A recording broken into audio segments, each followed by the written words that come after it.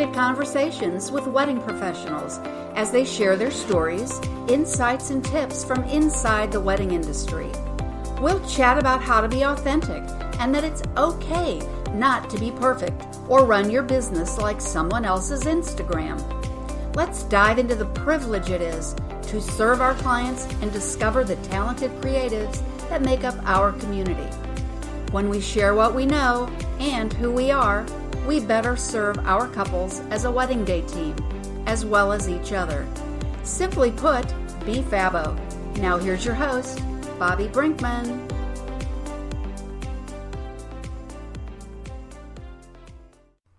Hey listeners, in today's episode, we're having a candid conversation about how to avoid wedding day mishaps. On our podcast, we always want to have candid conversations and just go back and forth and talk, but today we're going to dive a little bit deeper about just how important it is to hire a wedding planner first. Before you do anything else, research, find yourself a wedding planner you click with, hire that person, and let her or he and that team go to work for you in all areas of wedding planning. And in doing so, you can avoid mishaps that might happen during your day. Sat down with Veronica Howard of Veronica Howard Events and Design. She's going to share some recent mishaps that happened and how they could have been avoided, and how, from her perspective, it really is vitally important that couples hire a planner from the get-go. I mean, there are wonderful day of coordinators and wonderful people that can help you, but having that team leader and that person that has your back from the day one will make such a difference, where you can sit back and enjoy your day, be fully present, your family can be present, your parents can be present, and you get to enjoy the celebration with you and your guests. So everybody, please welcome Veronica to the show. Let's talk about how to avoid mishaps on wedding day.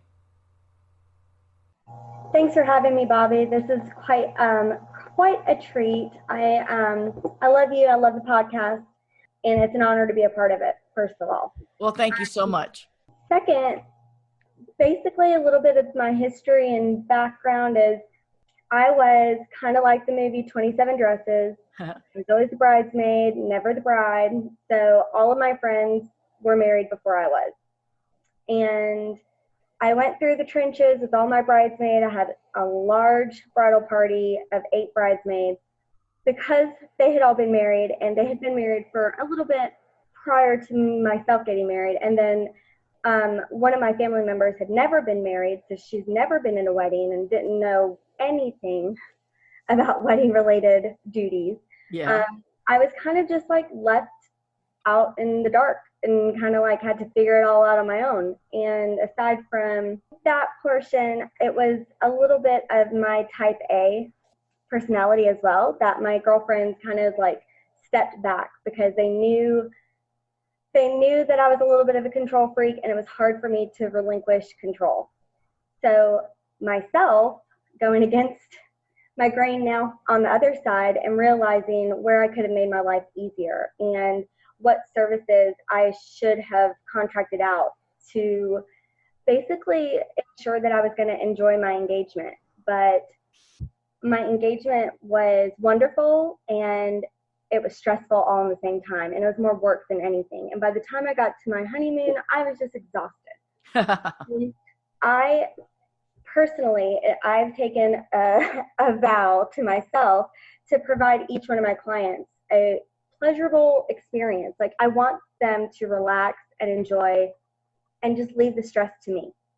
Right. And if you're a younger client, your girlfriends, 9 out of 10 times, they don't know what they're doing or what's expected of them. If you're an older client, your friends may not be as invested as you would like them to be. So that's why, first of all, I became a wedding planner. Well, and I think that's a lot of us in the industry, especially when I talk to wedding planners and a lot of florists, and even really some wedding bands.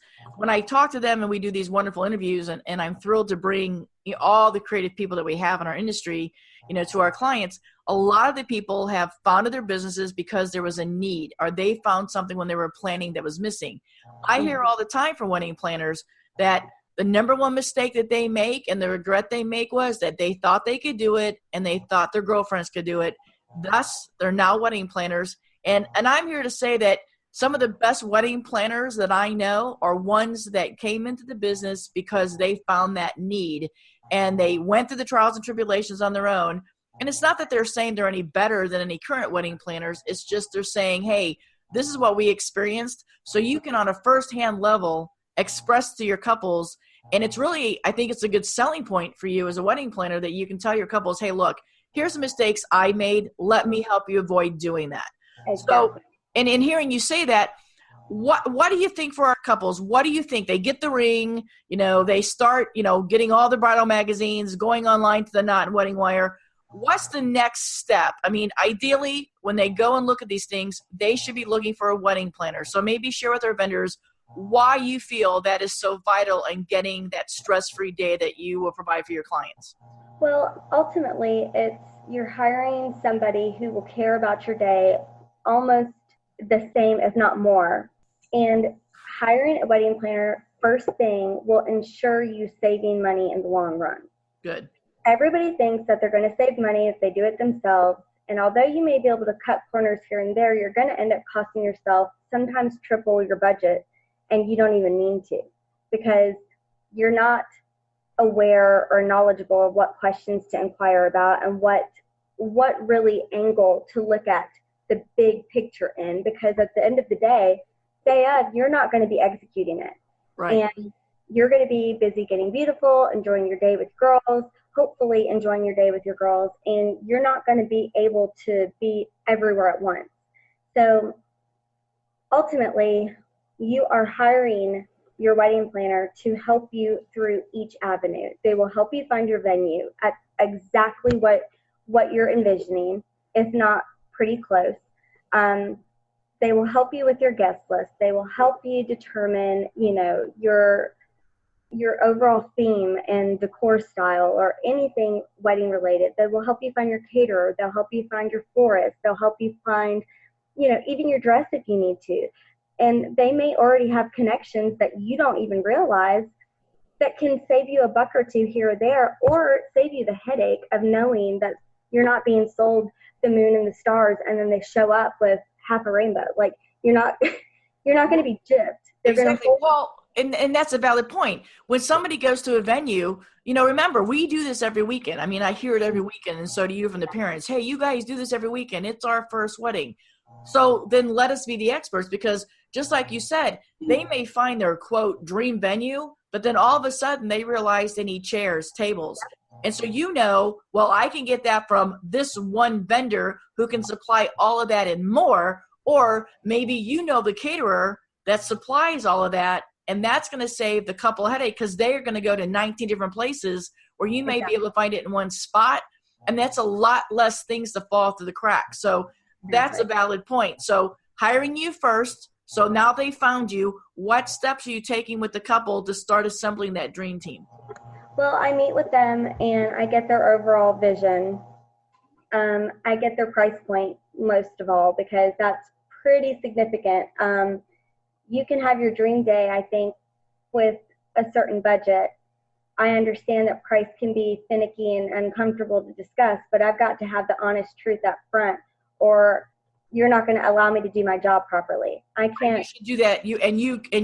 You're forthcoming and saying, let's talk about a budget first before we start exploring the creative side of it, right? Exactly. Like, show me your inspiration picture and then show me what I'm working with, so I know where I need to tell you we need to reevaluate that overall vision. And once I get your quotes and everything for you, and you get the sticker shock value aside, then you can really start evaluating what's important to you in the ceremony and what's not, or the reception.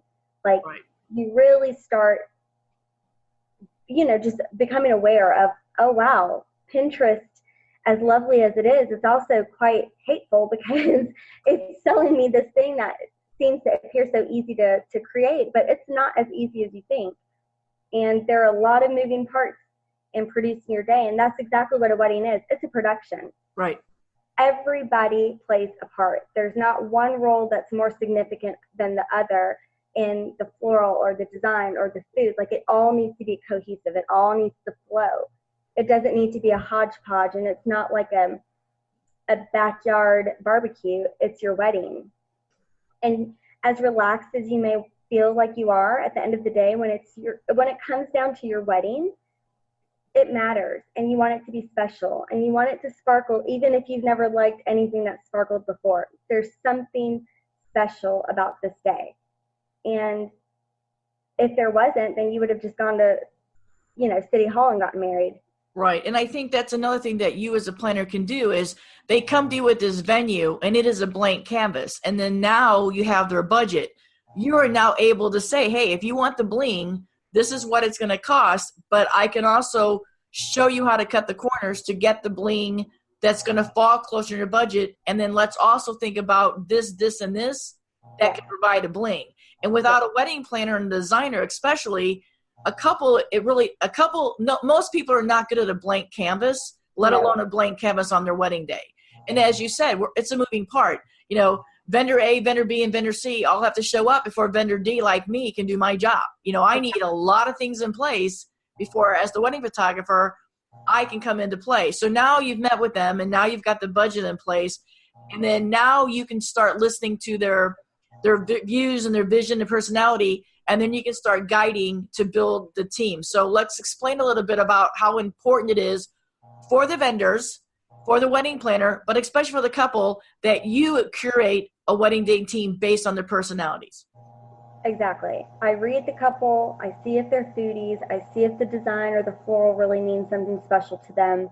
I find out just basically their history and really get to know who they are as a couple and what represents them.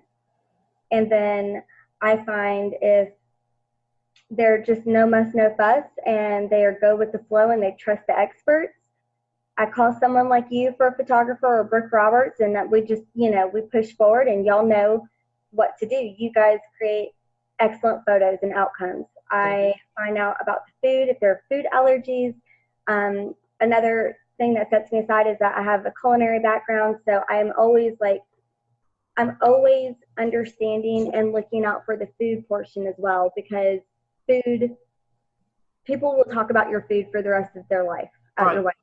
Right. I've been married 3 years now, and they're still talking about the food that I had at my wedding. It just goes. It's a level. It's a layer. I mean, exactly. Weddings are all about, touch, to feel, to smell, and the taste. And the food plays an intricate part of that. And you can have 1,000 beautiful flowers and they can smell wonderful, but then you don't have any taste and you're missing those elements. And I think you need all of those to have a successful wedding. And that is definitely the bonus on you. And I know couples that have hired you, that's one of the things that they love about you is the fact that if they weren't quite sure about a culinary idea, they run it by you and you found a way to either twist it, kick it up, or make it happen. So exactly. That's a big bonus to you. So now you're getting the team. How can you, when you surround your couple with the right team, Veronica, how can some mishaps, how can this prevent some mishaps? And then if you would like to share some mishaps that, prove the point that we're trying to make here a little bit, without naming names or doing anything like that, but we all have wedding day stories. If we could all write a book, we all could write a book about, oh my gosh, the things I've seen at a wedding. So now you have this couple and they trust you. That's why they hired you. Now you get your core of people that knows the right fit. You're not afraid to go out and get different photographers or different florists. You're going to find the vendor that fits the couple. So now we're there. So in doing so, how does this avoid mishaps? Well, for example, one of the weddings that I've just finished over the last month and a half, my bride had booked majority of her vendors before she booked myself. And it was a classic case of they felt that they were closer to this vendor than what they actually were. They felt a personal connection with this vendor that may not have been reciprocated or felt back. So this vendor was hired, paid a deposit, everything was set in stone, contract signed, everything. This vendor showed up 45 minutes late. Wow. They did not communicate well with myself. Everything that I would email or call, I would just kind of get put on the back burner with them, I guess. And I understand every vendor, let me go ahead and put this up there. Every vendor is busy. We're not your only client. Or, you're not their only client. Everybody has a schedule, everybody's busy.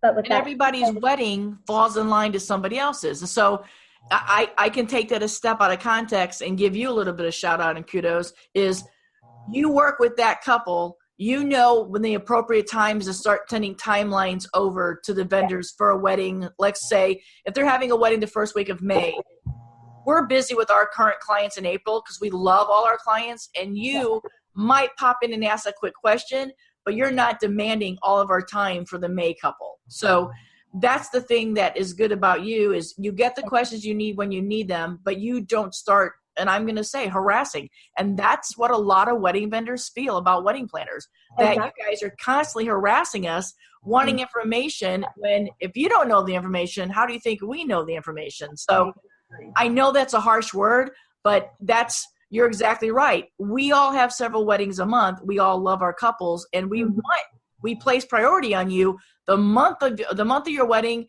you have my full attention, but the week of, that couple has my attention. So exactly, you send out a timeline, and if the vendor isn't communicating back to you, how do you handle those expectations for your couple? Because now, even though you didn't hire this vendor and you didn't know this vendor, you've got to get that piece of puzzle and adjust the whole day for the rest of us because one vendor was disrespectful.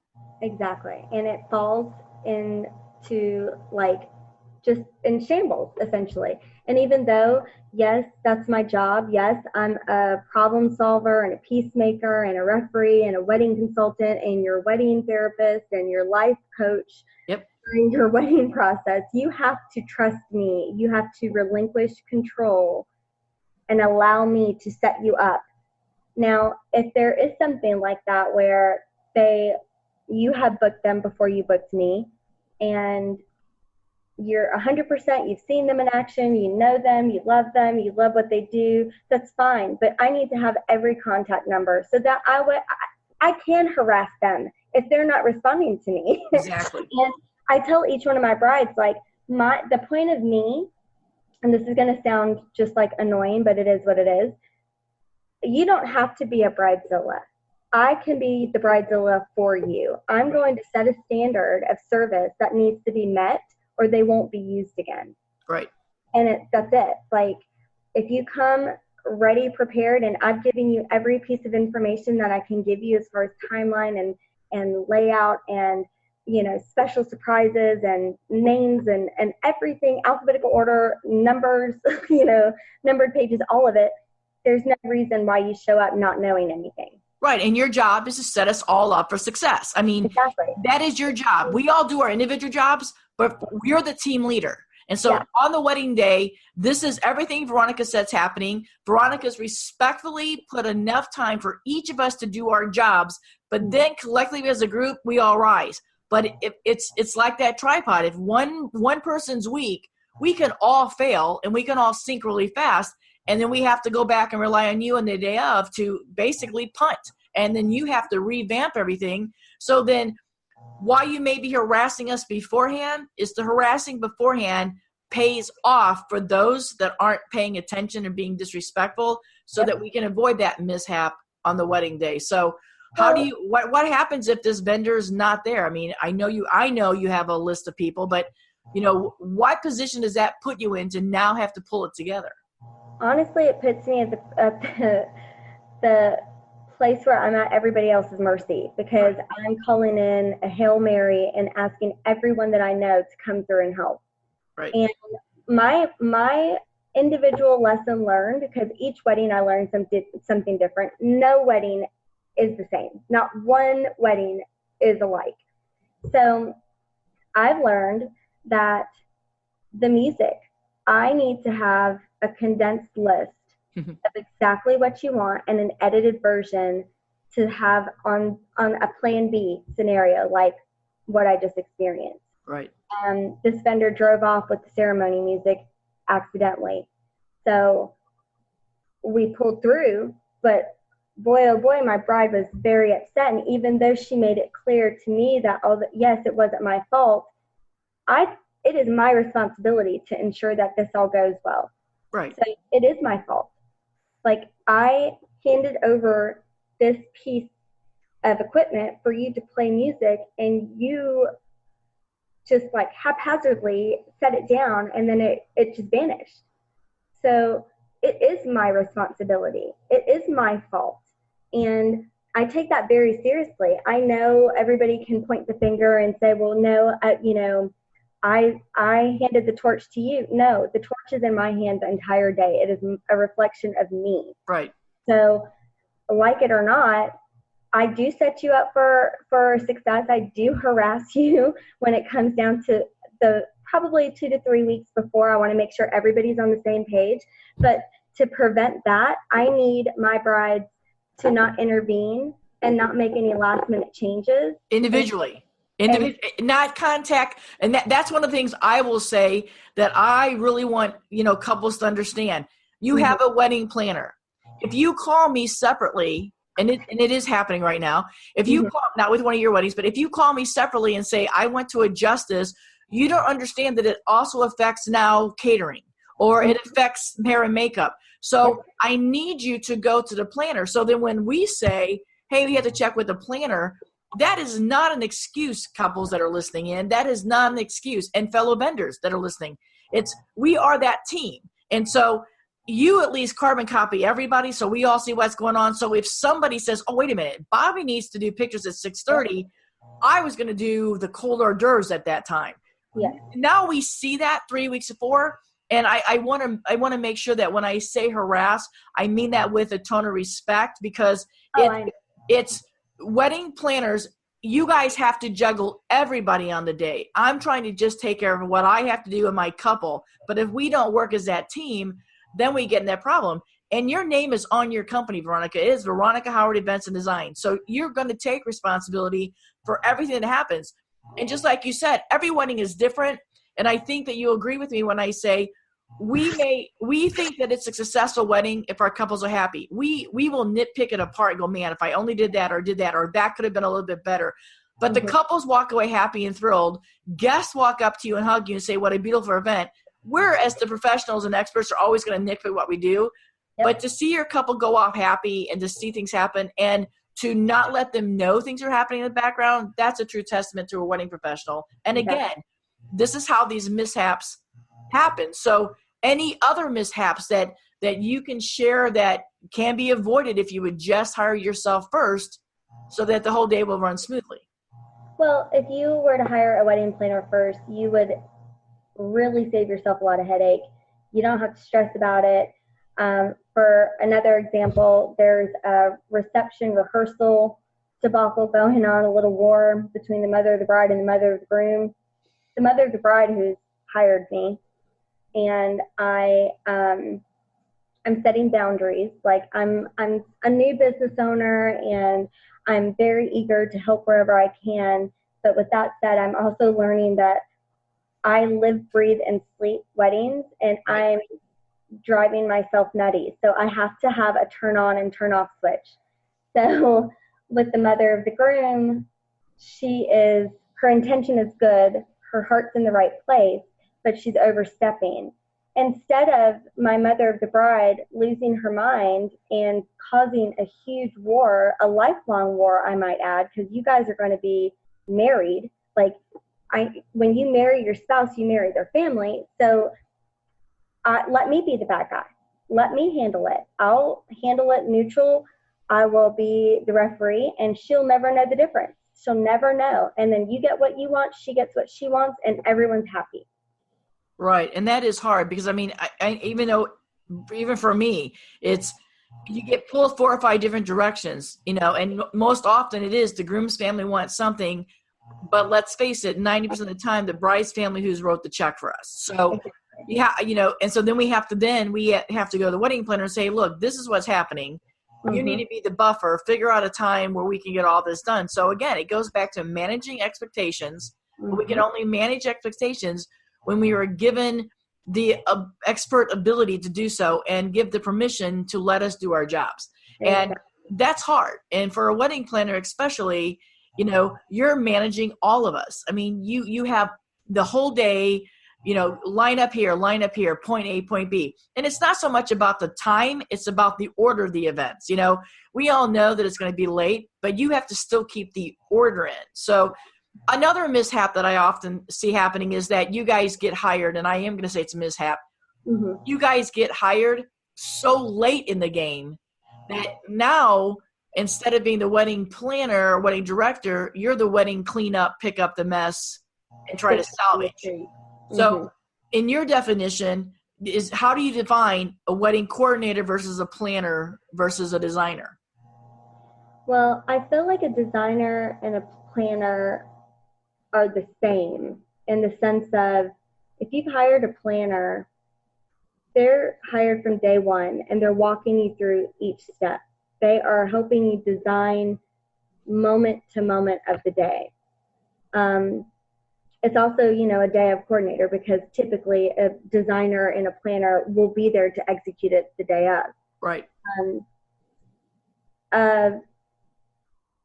Just a coordinator in general, I feel like they communicate for your vendor or to your vendors for you, and it is what it is. I don't think like they really have the full-on idea of what the long picture or the big picture is, rather. Like, I think they're just there to execute, open this box, put the box on the table. Exactly. Like, they want to make sure that the decor is put in place and that the timeline is on target. Other than that, there's no real, not to discount what they do, because I'm sure that they care, but at the end of the day, they don't care like a planner does when they've been with you from day one. They're not emotionally invested. They're emotionally invested in the 8 or 10 hours that you've hired them for. That's it. That's all you get. They're like a busy bee. Their job is to just put the things out. And I will say this, that they sometimes don't know so much how that florist really wants something to go, or how that florist envisioned something, because they weren't there. So their job is to just get the things there. And I'm going to be honest, some day of coordinators don't really do a schedule like that. They're just saying, hey, we're starting now, get going. So there is a big difference, I think, in planning, design, and the coordinator. So I was curious what you think. Day of coordinator typically will find themselves going to the bride every 5 seconds with that, well, the florist is here. Where did you want this to go again? And a planner is not going to bother you whatsoever. She's going to check in with you and say, how's the champagne? How are the mimosas? You look beautiful. Are you ready to put your dress on? Like, she'll be able to spend more time with you while things are being executed. Whereas the coordinator, the day of coordinator, is executing it per se. And that's a fact. I mean, that was a perfect way to describe that, because you're just checking to make sure the flow's going instead of asking how to. And again, I'm not knocking any day of coordinator. I think it's one of the hardest jobs, and it's one of the least respected jobs, because you're kind of like, I don't really know what to do, but I'm here, but I really can't help a lot. And then most of us end up doing the individual planning for our individual, area that we work on. So then there's sometimes too many cooks in the kitchen per se, instead of just the one team leader. I feel like day of coordinators are least respected because they just show up into a war zone per se. Right. And they're trying to find the pieces of the puzzle. And the difference between a day of and the wedding planner is the wedding planner is already going to know all these vendors. Day of is meeting some of these vendors the first time ever. And you're having to deal with a lot of personalities, and it's essentially you're just babysitting. Exactly. So it gets really hectic really soon. So that's another reason. And half of the day of coordinators don't make half of what they should, to be honest, because they walk in to quite a mess. Right. So I agree with you entirely on that. Well, and it's that mishaps that we're talking about. Think of all the simple little things, just like the one you experienced. You would have never thought the ceremony music would have been taken off. But had you not had a planner in place, what would they have done? I would have picked out my cell phone and tried to figure something out, and we would have moved on. But now in 10 years from now, 1 year from now, it'll be funny. But at the moment, it was devastating. It was devastating. And as silly as it is, it's ceremony music. You're still marrying your best friend. You're still going to be husband and wife. You're still marrying your partner. The rest of the life and world will go on. But at that moment, you spent all this time planning, and all these little things go. I want to talk a little bit too about how, and I know you can explain it, how fast the day goes. You spend all this time wedding planning, all this year, sometimes 2 years, and the day goes by fast. And by having you on board, explain how the couple and the parents and the family get to actually be present, enjoy the day, and not have to wait for photos because they missed everything. So that is a beautiful question. And I'm happy to say that each one of my clients so far have thanked me, and the mothers and grandmothers and the aunts have all individually came to me and thanked me that they were able to enjoy the day with their daughter or niece, granddaughter. And the bridesmaids and the best friends are like, oh my gosh, we got to be there. Right. And so that means a lot to me. That's my goal for each client. And it just really, basically the day's going to go by in a blink of an eye. You are up early, getting hair and makeup done, becoming beautiful, hiring a wedding planner to handle all the details of having your lunch brought to you, or having your dress steamed while your hair is being done, having your band arrive, having your caterer arrive, having the decor set up and everything, your floral, your photographer, you name it, while you're upstairs having mimosas with your bridesmaids and your mom is standing by your side helping zip you up or button you into your dress, that day you're never going to get back. Right. So it's so important to be able to have that day. And it's just having a planner be able to hand you a timeline of saying, hey, Bobby and I, we went through this timeline and we think we can get this done prior to the ceremony. So that way, after the ceremony, you're only held up for 30 minutes instead of an hour and a half. And now you get to go and enjoy your reception. And hey, while your guests are going through the buffet or being served, you and your groom are going to sit down and eat first. And I'll basically guard you so you actually eat, because a lot of brides and grooms don't get to eat. And Veronica, the planner, is going to make sure that the caterer packs a doggy bag, because at night, in the middle of the night, once you hit your honeymoon suite, you're going to be hungry. And what's open? So there you go. There's a midnight snack in case you want something. And, oh, you know what, Mom and Dad, just hand me the keys and we'll load up the gifts. You don't have to worry about that. Mom and Dad, this is something that you contributed for decor for whatever reason. It's a sentimental heirloom piece in the family. I want to make sure that it gets back to you in one piece. Exactly. Those little details, those little things add up. And if you are working your wedding instead of enjoying your wedding, you're not going to be present at your wedding. No, then you're not able to discuss anything with your people and thank them for coming and traveling to celebrate you. And you're not going to be able to be dancing on the stage or dancing with all your friends. You're going to be having to make sure that your gifts don't get misplaced and cards aren't swiped, or, you know what I mean? It's just. Well, and especially in our market, we're a destination market. Some of your guests may have traveled 6-7 hours. Some may have flew on a plane for 8 hours. Yeah. And you might not have seen some of these people for a while. You know, thank heaven we have Facebook and Instagram and Snapchat, but it's not the same as being with a person in person. So here you are able to say, and let's all face it, brides and grooms don't like timelines. Parents don't like timelines. It's because all of a sudden the experts are telling you what to do, because that's how they perceive it. Where if they would sit back and say, look, this is just how to make the day flow. There's plenty of flex in here. There's plenty of visibility here. But if you don't have this, you don't know the first steps to take.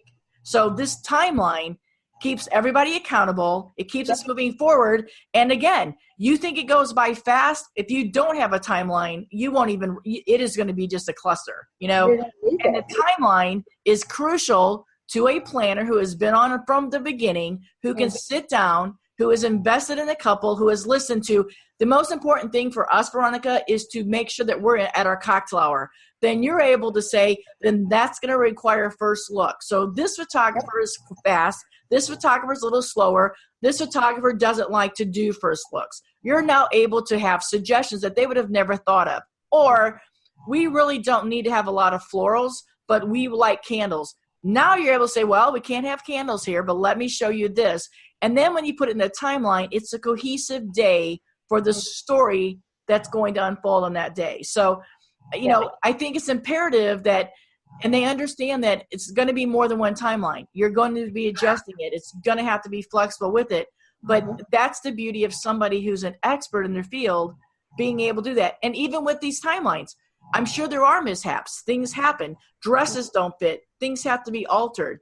And so that's how you can manage the couple's expectations and the families by doing so. So are there some trends that you see out there that are allowing for mishaps to happen? Does that question make sense? Like, are there things that are a problem that you go, man, if this would just go away, I would know the day would be smooth?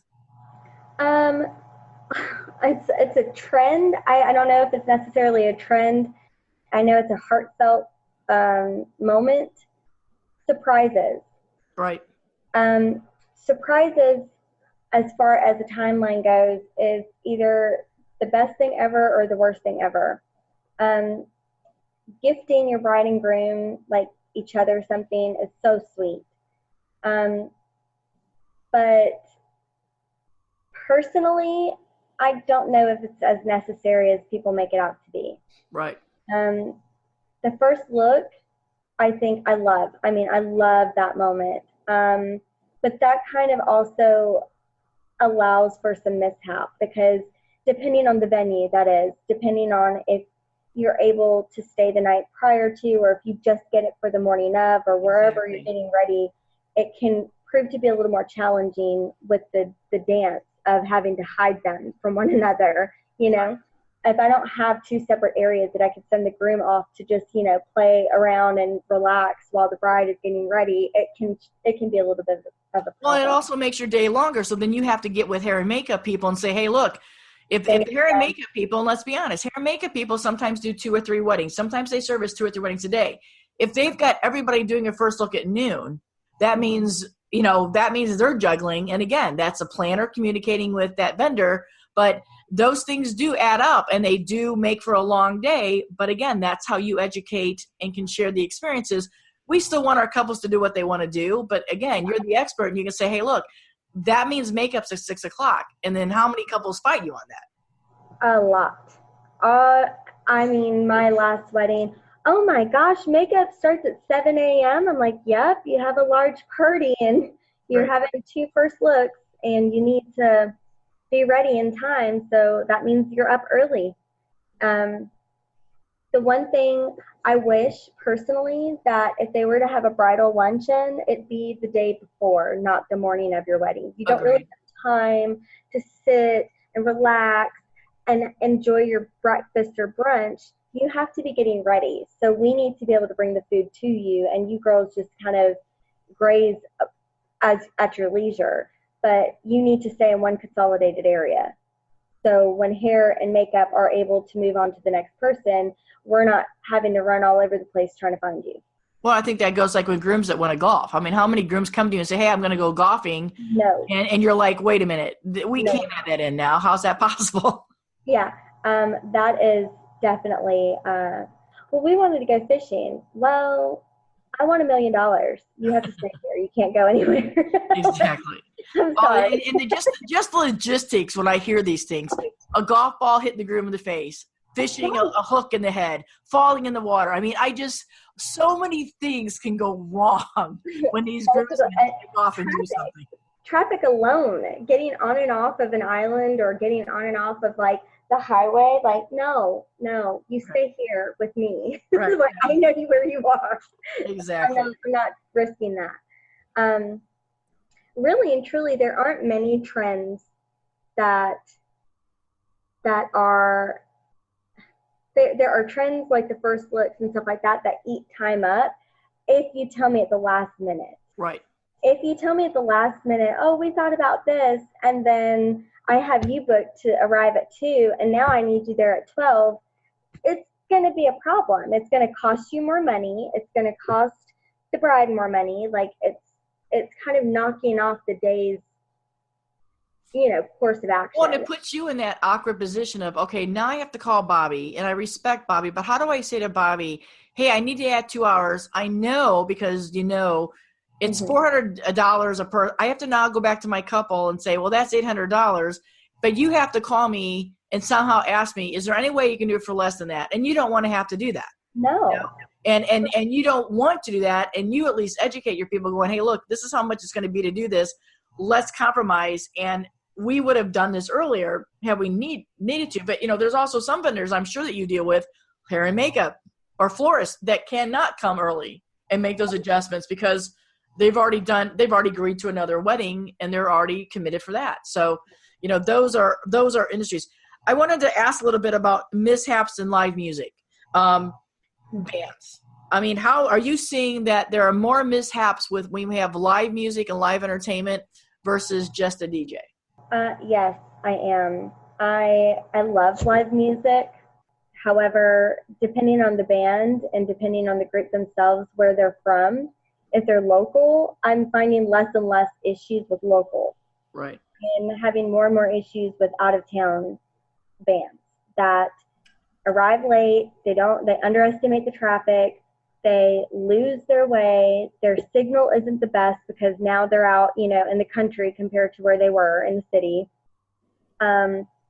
They don't really allow themselves time to come and do a walkthrough of the property, so they're walking in not knowing anything. Oh, wait, we're on the grass? Oh, no. Yeah. Oh, yeah. And even though I'll send them the link to the venue or the information that they need, and I ask them, hey, this is not my department. I don't know if your amp needs to sit on a piece of wood or if it's okay in the grass, or are you requiring it to be covered with the tent? Like, I need to know all this information, and I get kind of shushed on, well, we'll figure it out. Well, no, we won't figure it out. I need to know this now so I can factor that into my budget. Right. Those are really the mishaps that I'm coming across. And just their lack of communication overall, because they have gigs coming up and they're busy, and I respect that. You've said it yourself. It's very important to me. Having worked for a caterer, I know the back end of other career fields and vendors' schedules. So I really try to respect that. But at the same time, I need to be able to set you up for success. So you've got to be open with me and upfront on what your bottom line is. Like, I need to know what your policy is. I need to know what your rules are. So that way I can respect them and follow through with it. Well, and that way when a couple or a parent does come to you, you can say, well, yes, but clearly here in the contract, this is what this is going to get you. So yes. Talking a little bit about that budget, when you meet with a couple, do you have a filler? Like, do you say, I'm going to add 20% just for mishaps that might happen? Or do you build that in a little bit, or let couples know, hey, look, there needs to be a buffer here so I can have some play in case I need to adjust some things? It depends on the couple, to be honest. If Gotcha. They're telling me this is my absolute, this not a dime more, then I make them aware. I'm like, okay, well, something's going to need to be cut because something is going to happen. Like this last experience with the live band, they didn't send me their contract until 3-4 months before the wedding. And 4 months before the wedding, I told the bride, hey, they're requiring you to cover them and they have to be on a stage. So that was an additional $4,000 that she had to shell out. Wow. If I had that contract from day one, I would have been able to factor that in. So, I mean, it just depends, like how cooperative my couple is and realistic. I mean, yeah, and realistic on a budget. Mm-hmm. So that way, if they come and talk to you, like, we have another podcast and we talked about the catering and the event managers. I was like, if couples would just ask up front instead of just not wanting to share. I mean, I don't understand why couples, you say all the time, you don't do this. So here we are. I mean, when you go buy a car, usually the first thing that somebody says is, how much is this car? Or what's the best deal you can get me? So this is that once in a life, and I hate using that term, but that's what it is, experience. So they need to come and ask realistic goals and say, hey, this is our budget. Tell me what you can do for this, and then allow that to happen. And then that way, like you said, $4,000 because there's a writer in a band that they have to be covered is a mishap that would not have happened had you known from the beginning. Even if it was going to be, no matter what it costs, this is the band we need, you could have trimmed something else off somewhere else. So, so again, avoiding mishaps. The number one key, I think, Veronica, is hire your planner first, and then be open and honest and ask all the dumb questions you can ask, and let the planner then take that and set people up. I mean, what else can you add to how to avoid mishaps? Be patient. Understanding that you're not the only client. Understanding that you're not in the field that you're trying to contract out. So you need to understand that things aren't for free and people work very hard to produce your day. So you need to be realistic and know what they're putting into it. So you need to understand why things cost the way they do, and be prepared to shell out a little more if you need to, if it matters that much to you. And the number one way to prevent any mishaps is being open and honest with your wedding planner. Be upfront. If you can't be honest with me, then I can't help you. Right. So I mean, you're representing the couple in all aspects of the business. That's what you do from every, and like I said, there's times that I don't talk to a couple. I only talk to you, but you're the representative. And then so I listen to you, you go back and forth. You're the go-between. That's why you're more than just a pencil pusher. And I know that that's why a lot of couples go, I don't need somebody to do that. Sure you do. It's a negotiation. If you want somebody negotiating for you, get yourself a wedding planner. So, exactly. And I think those are all key points. So there you have it, folks. Ways to avoid a mishap on wedding day. Hire your planner first. This is a great starting point. And then if you have went out and hired other vendors, be open and honest. I want you guys all to reach out. I want you guys to find out and follow Veronica Howard Events and Design. If you're looking for a wedding planner, she's going to remind us in a few minutes of where you can find her on social media. But do follow her. Do ask her questions. I mean, she's very open and she's helping. And if she can help and guide you, she will. Wedding pros, you're going to want to work with Veronica. She's a very detail-oriented, and she's a lot like me. We want our mutual clients to be treated with respect and give the best. And so we want to surround ourselves with people that do that and make that day happen and work as a team. So Veronica, thanks for joining us today. Thanks for bringing up these mishaps. Remind our listeners where they can find you. On Facebook or Instagram at Veronica Howard Events and Design. And Tina will link all that back in show notes. And Tina will put everything that Veronica's talked about, tidbits and everything in the show notes. So make sure you look at the show notes. And again, everybody, go follow Veronica. Reach out to her for your wedding plannings. I mean, coastal Georgia, but she does travel.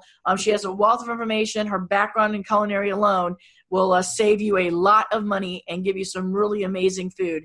And she's really good at the design section too. So avoid the mishaps. Get yourself a planner. If you want to look for a planner in the area, I highly recommend Veronica. But no matter where you are saying I do, get yourself a planner to avoid wedding days mishaps. All right, Veronica, thank you so much. Have a fabulous weekend. We'll talk to you soon. Listeners, go out and have a fabulous day. Remember, the privilege and honor is to serve our customers and our clients. We do this because we are blessed to do this. Everybody have a fabo day. Thanks for joining us. We hope these conversations will take you into your wedding weekend with a little more confidence, proud of what you do, and how you serve your clients. Maybe you even picked up a business tip or two. Till next time, be fabo.